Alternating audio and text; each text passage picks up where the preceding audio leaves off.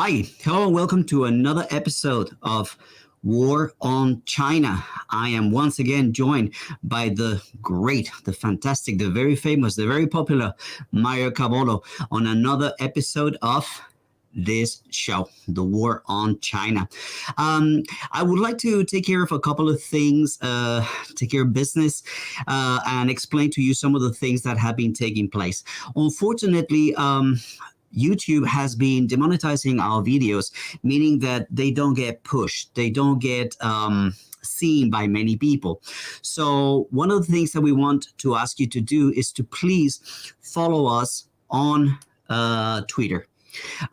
You can be informed of anything that we have to say or anything that we plan to do here on the show.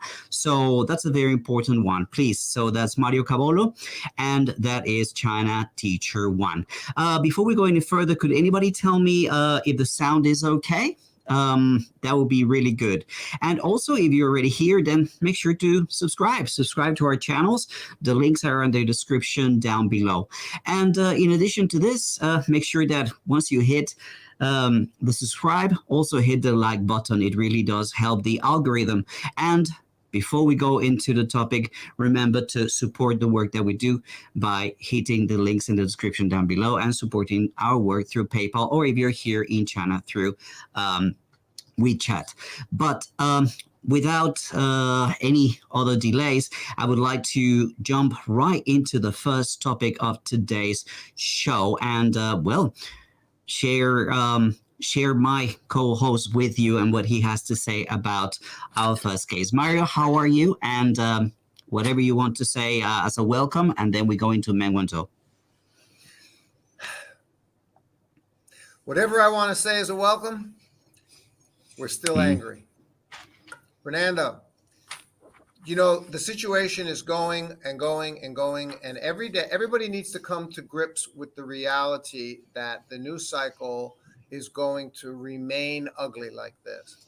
It's going to remain ugly like this. And the reason it's going to remain ugly like this is because the mission that mainstream media is on is to keep you distracted from what really matters. Now, fortunately, I know that all of you as our viewers, and hello to all of you this evening. Great to see all of you again. Fernando, great to be back with you. I know all of you are awake and smarter than that, but we have to recognize the war that we are in. This is the war on China, but it's also a war for your mind. It's a war for your mind. I never understood until the last 2 years. And I consider myself a pretty experienced person in life, been through a lot of stuff up and down, had a lot of failures and pain and misery, had a lot of wonderful successes and blessings too.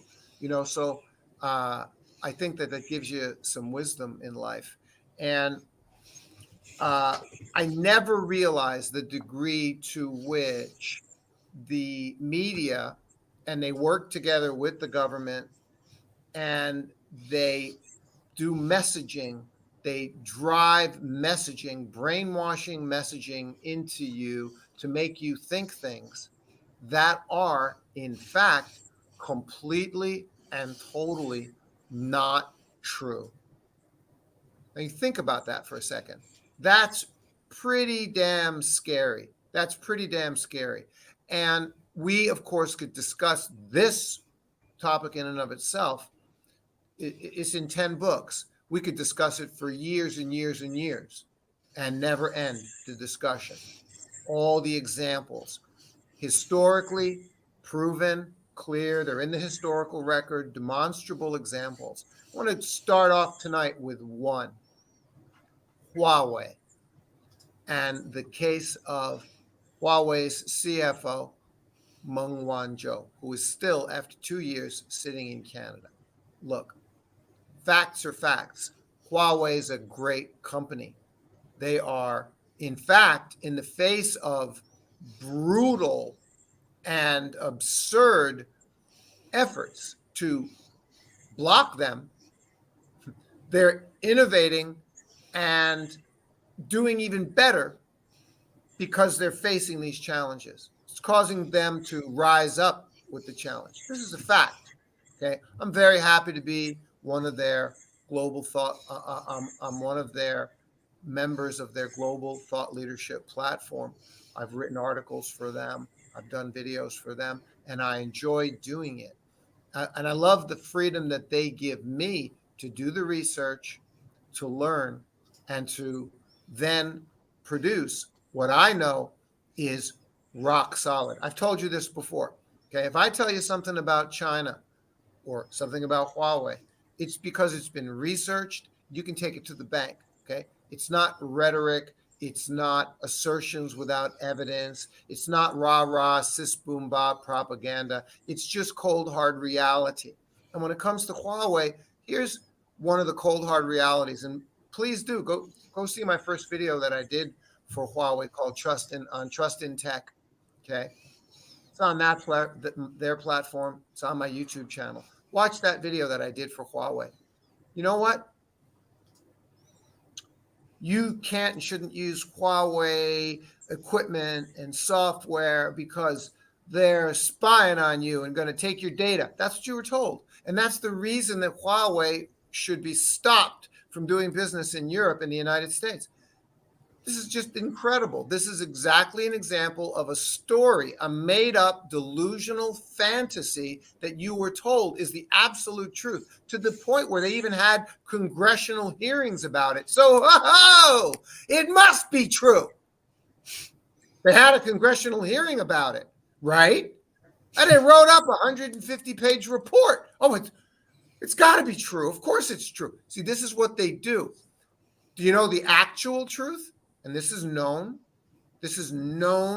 fact. The actual truth is exactly the opposite. Can you imagine? The reason that they came down hard on Huawei was not because Huawei's equipment spies on you and allows backdoors, but because Huawei refused to do that. You see, Microsoft, Google, Alcatel, and all the other, Cisco, all the other providers of telecommunications and computer equipment in the United States already have agreed to and go along with the law of the United States government and the law of the NSA, the National Security Agency, which tells them they must give the NSA a backdoor into your privacy and your data. That's the truth. What's Mario talking about? What, do you forget the guy named Edward what's Snowden? Snowden? Forget Assange sitting in the jail? Okay. You forget all. So it's not just me. These are the facts. Okay. So what do you think Huawei said? They said, well, you want to do business in the United States of America, you need to do the same as all the other companies. You need to allow us to put a backdoor into your equipment so that we can go in and we want to be able to access the data. Huawei was like, we're not going to let you do that. And that's why they're crushing Huawei, because they won't play ball. In fact, second part of it, and this is in my video, Huawei has offered to prove that they did two things. They handed over their entire source code of their software and their hardware. They handed over the whole source code. Nothing was found. Of course, nothing was found. Okay, just like there's no forced labor and genocide in Xinjiang, because you can't find what's not there. Okay, and Huawei offered to do, and it's a standing offer, a mutual no backdoor pact with any vendor. I mean, if that doesn't reveal the truth, nothing does. How many vendors have signed the mutual no backdoor pact working with Huawei? Because the other part won't sign it. Okay, so this is the truth about Huawei. Now, what am I telling you this? I want to tell you the bad news. You know, I mean, it's tough. It's discouraging regarding Meng Wanzhou. She's up against the wall. We don't know what's going to happen. We can only hope that it's going to be a good result in August, which is coming up. But the most recent situation, I had just written another article updating on the Meng Wanzhou case. I posted it the same place I posted my many of my articles, including my famous original article about the pandemic. Something's not right here, folks. I posted that on LinkedIn. I posted my most recent Meng Wanzhou article update on her case on LinkedIn. I posted it about 2 weeks ago. So also you can find that. Go ahead and give that a read. Update you on the situation. But the bad news is that follows the good news. The good news was that Meng Wanzhou's lawyers came to an agreement with the HSBC in Hong Kong to release emails and other evidence, documents, internal documents at HSBC, clearly showing that the accusations, the allegations for which Meng Wanzhou was arrested in Canada at the behest of the FBI for the United States of America, that the charges and allegations are 100% not valid and false, period. And the evidence is there to show that. Can you imagine if you were accused of like being a murderer and you wanted to prove your innocence and the trial was ongoing and you finally were able to find the evidence to prove that you really truly didn't do it, and then you go back to the judge and tell the judge that, and then the judge looks at you and says, I'm not even going to let you show us that evidence. I'm not going to allow you to show it to us. We don't even want to see it. Well, excuse me, Your Honor. It's the truth. It shows the truth. Aren't we interested in the truth? Justice in the American way?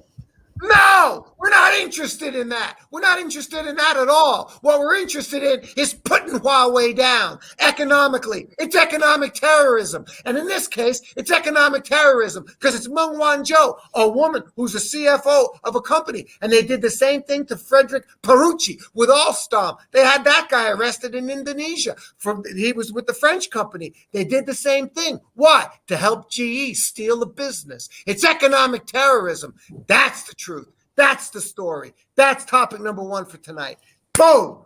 And I'm done with it. Fernando, what's next? We're moving to Bloomberg. Bloomberg and the Nikkei list. This week, they produced a couple of lists. One was about resilience to COVID-19, and the other one was about recovery. They are seemingly very different lists, but what is really spectacularly different is who came on top. Nikkei was produced in Japan, and they released number one spot being China. When you go and look at Bloomberg, it actually lists China at number 8. And who's number 1? You know who's number 1. Number 1 is the USA. Now, how can that be? How can you be looking at something objectively? How could you be looking at something, the same thing, right? And end up with two different sets of lists. Now, you have to figure out and wonder, why is Bloomberg writing this list and putting America at number 1? Well, first of all, there are a couple of things that they don't write. They don't count, for example, deaths. They don't count number of infections. They count things, for example, like how fast did a country go back to full mobility and not needing social distancing and reopening airports. That's the responsible thing to do. And at that, America came up in number 1. But you don't need to go too far. When you look at just the numbers, on the day that they produced that particular list, the United States had 32,000 new cases. And that day, China had 14. And this has a lot to do with, well, where do these new cases come from? Why are we having new cases still? Because people are not getting vaccinated, because people don't want to get vaccinated. And it's all the misinformation that they get from people. Now, on the topic of vaccines and on the topic of not getting vaccinated, I want to talk a little bit about the effectiveness of vaccines. Now, with this new Delta variant, that's little parenthesis. Do you remember how the media was very quick to call it the Wuhan virus, the China virus? But now this is the Delta variant. No seemingly discernible place of origin for this particular variant. But anyway, let's move on. So we're talking about the efficiency, the effectiveness, excuse me, of the COVID vaccines. One thing that jumps to mind, why are these new vaccine manufacturers coming up and saying, hey, we're going to have to do a booster shot. After 6 months, you're going to need a third shot. Well, hold on one second. Why? Why do we need a third shot? What does that make you think? Were we lied at the beginning of this? Who didn't tell us the truth? The FDA? Why were these vaccines approved without enough information? Because it was all about a race. It's about coming to the market with the first vaccine so they can bring in the money. That's what it's all about. That's why they rush. Do you know how many steps and how many tests and how many procedures are required to actually certify a vaccine? They were all against on a race. Well, now apparently we need a third shot of the vaccine. Sinovac still not needed. I wonder why. But let's go back to this Delta variant and some of the information that we're seeing. We just heard recently that Bangladesh, who originally refused the donation that China gave them of COVID vaccines, the Sinovac vaccine. Now they have said, okay, I think that we need this because the vaccines that we are having, the ones that we got, they're not working. People are getting contagious. People are getting infected. People are getting COVID even after getting the vaccine. So they are, because the Delta variant is a lot stronger.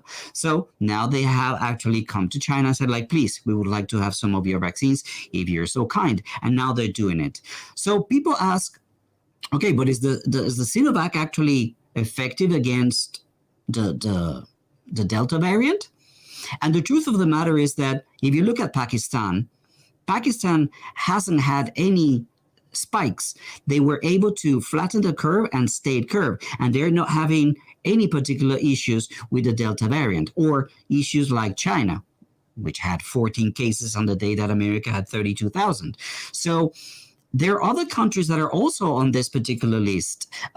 There's Italy, there's Romania, there's Hungary. All of these countries that received, my country, Colombia, we received the Sinovac vaccines, and we are not having problems with this Delta variant yet. Again, time will tell, but apparently it is effective against this Delta variant. But there's one more thing that it's important to consider when we're looking at vaccine diplomacy. And this is something that is extremely important to understand. China, why did China donate 500 million vaccines to the world, to more than 100 countries? Think about this for 1 second. China has 1.4 billion people. With 2 doses, they would need 2.8 billion vaccines to make sure that everybody's protected. And even so, they're still offering 500 million vaccines. How do you compare that to what America has been doing, hoarding the vaccines? They're just keeping them for themselves, trying to achieve herd immunity as quickly as possible, even though people don't want to get the vaccine. People are anti-vaxxers. I mean, you don't have to go too far. Remember Tucker Carlson? So again, how is it possible that we are getting a Bloomberg list that puts America at number 1 and China at number 8, and in Asia we have Nikkei coming with China at number 1 and America at number 22?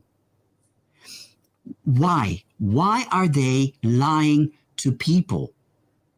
Why are they? Think about this. This is even criminal what Bloomberg is doing. They are selling a false sense of security. Remember when Trump used to say, oh, I don't want to get that cruise onshore. I don't want them to get down because the numbers are going to go up. Remember when Trump used to say, like, oh, the more you test, the more you find? Well, of course. You've been through this before. You've been through this false sense of security. Oh, it'll die in the summer. You're doing it again. And now it's a media company with financial, political interests trying to tell you it's going to be okay. It's not going to be okay. It's not going to be okay. Look what happened in the UK. They decided to, let's just forget about all these regulations, accept the fact that people are going to die. What sense of defeat is that? You've been defeated, Boris Johnson. UK, you've been defeated by COVID. And you know why? You know what's the worst thing about this? They don't do what China did. Why? Ego. Ego. They cannot get themselves to do what China did because it would mean China has a leadership role in the world. How dare they? How dare they be better than us at this? Mario, what do you take on this? What's your take? No, it's not just ego. They can't. They're not capable. They literally are not capable.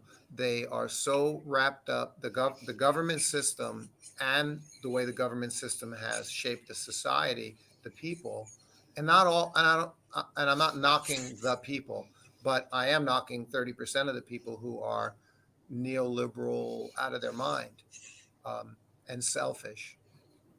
It's not just their ego. They're not capable. They're literally not capable of having the sense of civic duty and community mindedness. They're too to the extreme of their neoliberalism. I, me. We've heard this over and over and over again. I want to add another point. I mean, can you imagine, because you mentioned about the vaccines, in UK now is having the spikes, thousands of cases per day. They weren't vaccinated with the Chinese vaccines. So, and no one's blaming the vaccines. So, they blame the vaccines if there's a spike. It's not that at all. It's all the other controls that they're also not doing. None of the vaccines are 100%. But anyway, that isn't even my point. I want to wrap this part up by bringing up a very important point I thought of just before the show. Could you imagine China is still, to this day, it became and still is to this day, more than ever, the economic growth engine and manufacturing center of the entire world. In fact, over the course of the last year and a half, because of the pandemic and through the pandemic, China's economy has gotten even stronger. And China's scale and ability to manufacture and send out to the rest of the world billions and billions and billions of pieces of product that the world needs, there's no one else that can even come close. Again, China has already sent out. By the way, Fernando, they didn't donate 500 million. Some of those were donated. Some of them were purchased. I just wanted to make that clarification. But who else sent out 500 million to the rest of the world to help the world? Nobody else. No one has the scale and capability. Okay. This is what I want to tell you. China got the virus under control quickly. We were here. We locked down with I was over there in that bedroom with my boy for 6 weeks. We didn't leave the house. We left the house twice a week just to get groceries at the approved grocery store downstairs. And the streets were deserted. And the entire country of China with 1.4 billion people, the streets were deserted. The malls were empty. Everything was empty and deserted for 6 weeks. That's what we did. Okay, that's called civic duty. That's called discipline. That's called sacrifice. That's called putting people's health first. We did that. And because we did that, China is, quote, back to normal. And China is able. Imagine if China wasn't able. Imagine if over the last year and a half, because China's exports have skyrocketed over the last year. They're up like another 20%. The exact opposite of what the United States is trying to do. They're trying to stop China. And it seems like everything they do is causing China to be needed even more. And China's up to the task and providing the world with countless billions of numbers of masks, countless billions of numbers of PPE that are being manufactured in China 24 hours a day and sent out all over the world to this day. Could you imagine if China was like the UK? If China was like the United States? If China did let the pandemic run wild and its economy would have gotten crushed and it wouldn't be able to be doing what it's doing to help the world right now, then where would the rest of the world be? What shape would the rest of the world be in now if China hadn't been sending out all this PPE and all of these masks, billions and billions? Imagine if China was offline and incapable of, that's what I'm trying to say. Imagine if China's manufacturing, including its medical manufacturing, went offline. Where would the rest of the world be? And that's what would have happened if China didn't beautifully, wonderfully, amazingly, quickly get the pandemic under control here in this country. We know it. Fernando knows it. I know it. All of us who are living here know it. We're living here. You should be so thankful. And so here is the country that if they did go down, the rest of the world would be even in 10 times worse shape than it's in right now. And what's the United States trying to do? Destroy that country's economy and sabotage that country at every turn instead of saying thank you. How sick is that?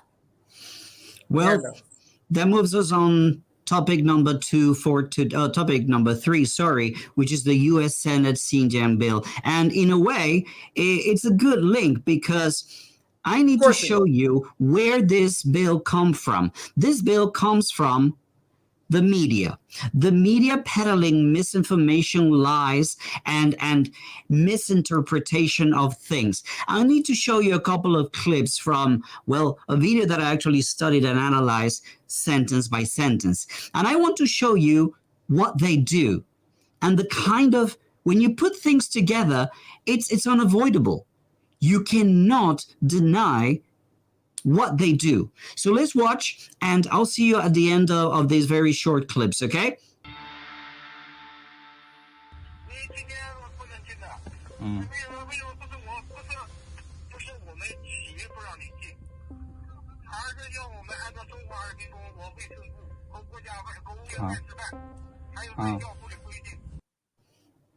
All right. You see here this Bloomberg reporter actually being told you cannot come into the factory because we need to follow orders from the Foreign Affairs Office and the Health Ministry. What are those?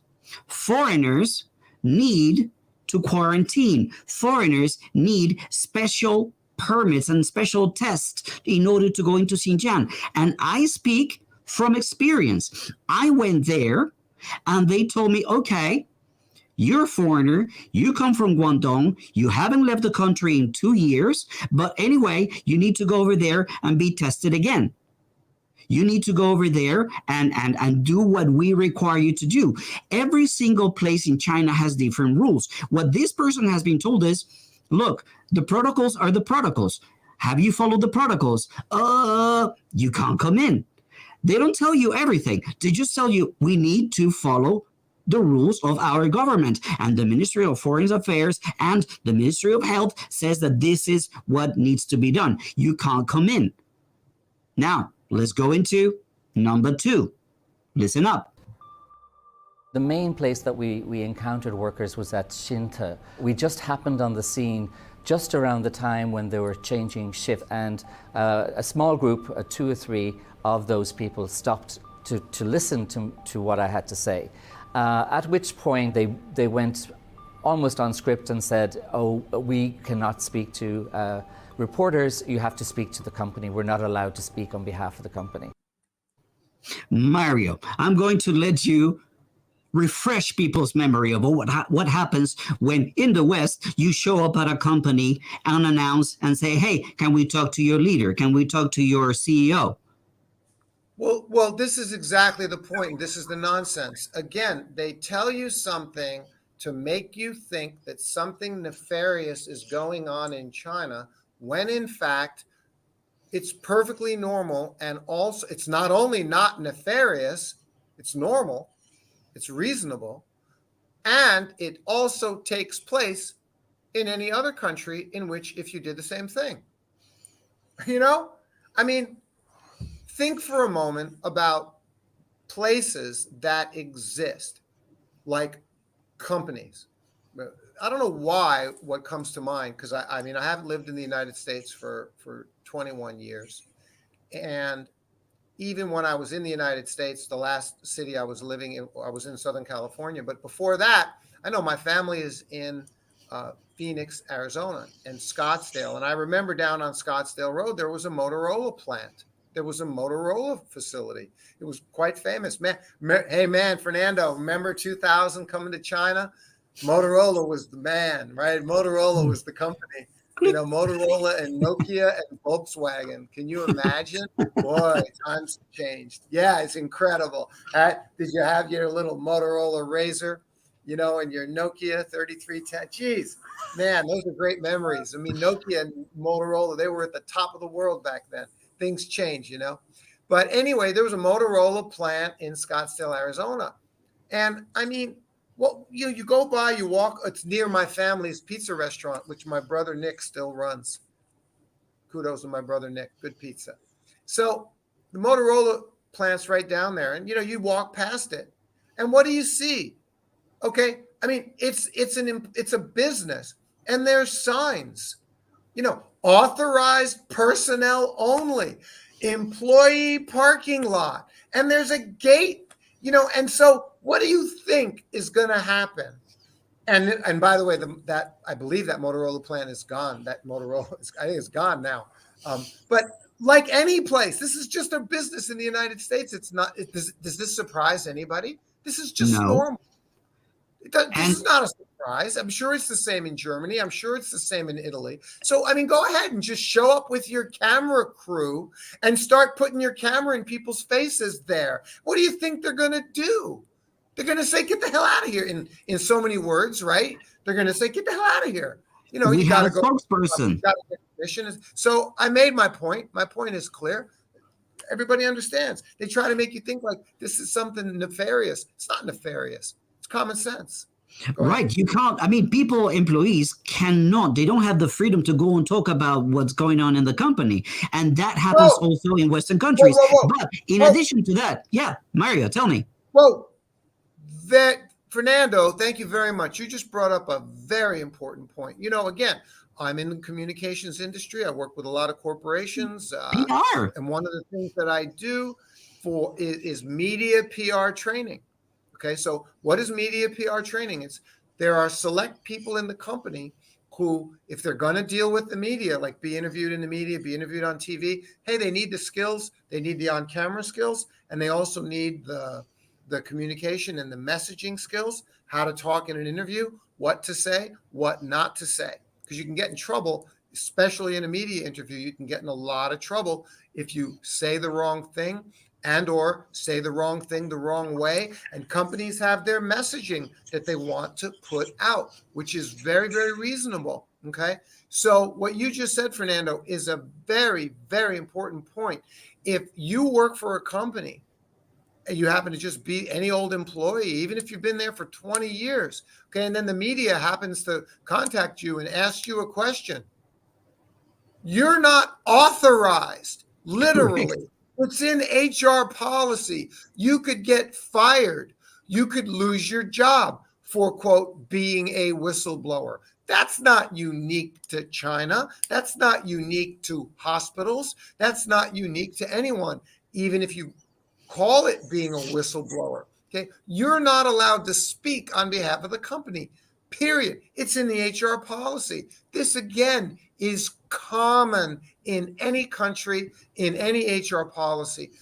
You're not authorized because you're not qualified to speak to the media.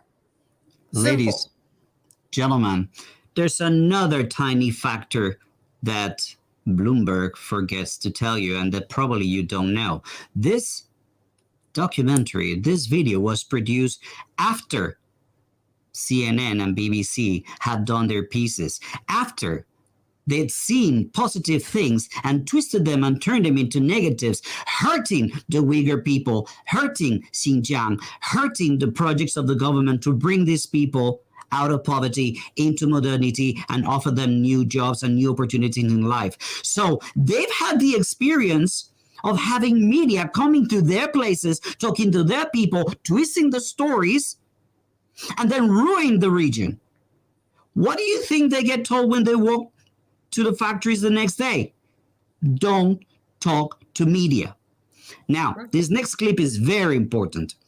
We, in the end, didn't make it into any of the polysilicon factories to see the facilities inside, and we didn't get to meet any of the executives, and only spotted a few workers. So, what did we learn from this very short video? They got nothing. They got zero. But listen up. The market for solar power has surged as governments and companies around the world race to stop global warming. That means millions of Video again. The market for solar power has surged as governments and companies around the world race to stop global warming. That means millions of homeowners buying solar panels everywhere face an awful trade-off. Embrace. Sorry, I don't know what's taking place. Did the video play? Yes, the video played. Let me play it again. Let me play it again because I haven't, and I need The to. market for solar power has surged as governments and companies around the world race to stop global warming. That means millions of homeowners buying solar panels everywhere face an awful trade-off. Embrace the green future, and you're possibly purchasing the products of forced labor. Oh, you've got to be kidding me. You've got to be kidding me. Embrace the green future or face the possibility that you're buying products that are the product of forced labor. Oh my, that's what That's the conclusion that they make. That's the conclusion that they make. We saw nothing. We couldn't talk to anybody. We have zero evidence. But hey, you got a choice to make. You've got a choice to make. Buy tinted polysilicon from Xinjiang or pursue clean energy. How is that information? How is that? Do you see what I'm saying? Now, let's go back a little bit into language, and I know that we're going a little bit over time, but people are probably going to like this. Listen to the language of this lady, because this is what really gets me. Attempting to say no to a forced labor program, for example, might land someone right back in a camp or in some other kind of carceral setting.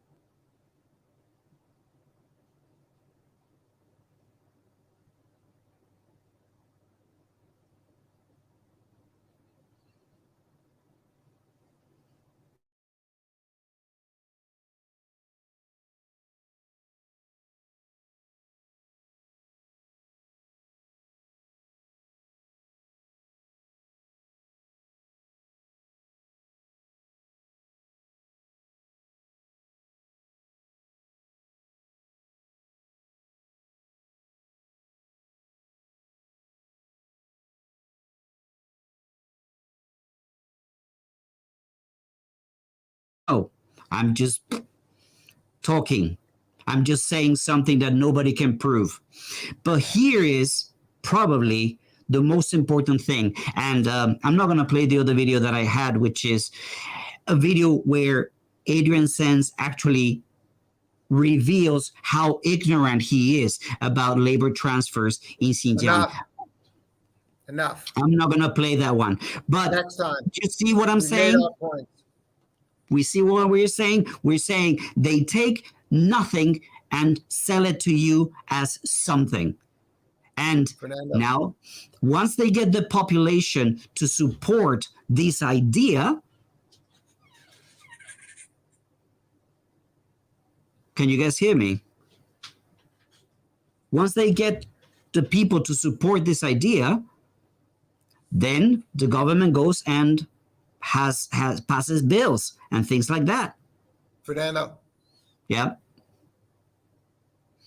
we made some great points tonight. We're out of time. We're going to pick it up in the next show. All right. Wrap it up, man. Wrap it up. All right, guys.